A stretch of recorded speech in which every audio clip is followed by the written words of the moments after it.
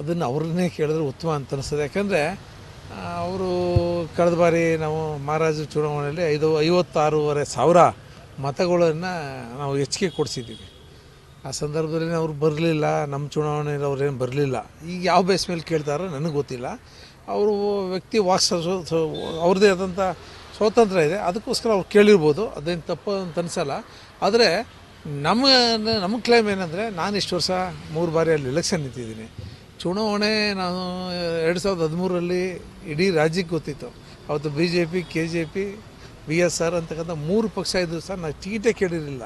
ಅಂಥ ಸಂದರ್ಭದಲ್ಲೂ ಸಹ ನನಗೆ ಟಿಕೆಟ್ ಘೋಷಣೆ ಮಾಡಿದಾಗ ನಾನು ಮನೇಲಿ ಕೂರಬಾರ್ದು ಅನ್ನೋಕ್ಕೋಸ್ಕರ ನಮ್ಮ ಕಾರ್ಯಕರ್ತರಿಗೆ ಶಕ್ತಿ ಕೊಡೋ ದೃಷ್ಟಿಯಿಂದ, ನಮ್ಮ ಪಕ್ಷಕ್ಕೆ ಶಕ್ತಿ ತುಂಬೋ ದೃಷ್ಟಿಯಿಂದ ನಾನು ಹೋರಾಟ ಮಾಡಿದೆ. ಅವತ್ತು ಸಹ 27,000 ಓಟ್ ತಗೊಂಡೆ. ಅದಾದ ನೆಕ್ಸ್ಟ್ ಚುನಾವಣೆಯಲ್ಲಿ ನಾನು ಗೆದ್ದಿದ್ದೀನಿ. ಕಳೆದ ಬಾರಿ ಚುನಾವಣೆಯಲ್ಲೂ ಸಹ ಕೆಲವು ಈ ಸ್ಕೀಮ್ಗಳು ಮತ್ತು ಬೇರೆ ಬೇರೆ ಕಾರಣದಿಂದ ಭಾಳ ಕೆಲವೇ ನೇರೋ ಮಾರ್ಜಿನಲ್ಲಿ ಅವ್ರು ಗೆದ್ದಿದ್ದಾರೆ. ಆದರೆ ಅದನ್ನೇ ಒಂದು ಕಾರಣ ಇಟ್ಕೊಂಡು ನಾನು ನಿಂತ್ಕೊತೀನಿ ಅನ್ನೋಂಥದ್ದು ಸರಿ ಇಲ್ಲ. ಅವ್ರಿಗೆ ನನ್ನ ಸಲಹೆ ಏನಂದರೆ, ಬೇಕಾದಷ್ಟು ಅವರು ರಾಜ್ಯದ ನಾಯಕರಿದ್ದಾರೆ, ಮತ್ತು ಹಿಂದೂ ಹುಲಿ ಬೇರೆ ಇದ್ದಾರೆ. ಅವರು ಎಲ್ಲಿ ಬೇಕಾದ್ರೆ ನಿಲ್ಬೋದು. ಅವ್ರಿಗೆ ಭಗವಂತ ಶಕ್ತಿ ಕೊಟ್ಟಿದ್ದಾನೆ. ಅವ್ರು ನೋಡಿ, ಮೂಡಿಗೆರೆ ಆ ಕಡೆ ಚಿಕ್ಕಮಂಗ್ಳೂರು ಕಡೆಯವರು ಇಲ್ಲಿ ಬಂದು ನಿಂತ್ಕೊಂಡು ಗೆದ್ದರು. ಅದೇ ಥರ ರಾಜ್ಯದ ಯಾವ ಮೂಲೆಯಲ್ಲಿ ಬೇಕಾದ್ರೂ ನಿಂತ್ಕೊಂಡು ಗೆಲ್ಬೋದು.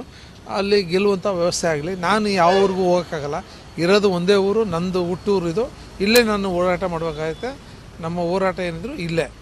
ನಾನು ನನಗೆ ಒಂದು ವಿಶ್ವಾಸ ಇದೆ, 2028ಕ್ಕೂ ಸಹ ನಮ್ಮ ವರಿಷ್ಠರು, ನಮ್ಮ ರಾಜ್ಯ ನಾಯಕರು ನನಗೆ ಆಶ್ವಾಸನೆ, ನನಗೆ ಆಶೀರ್ವಾದ ಮಾಡ್ತಾರೆ ಅಂತಕ್ಕಂಥ ವಿಶ್ವಾಸ ನನಗಿದೆ.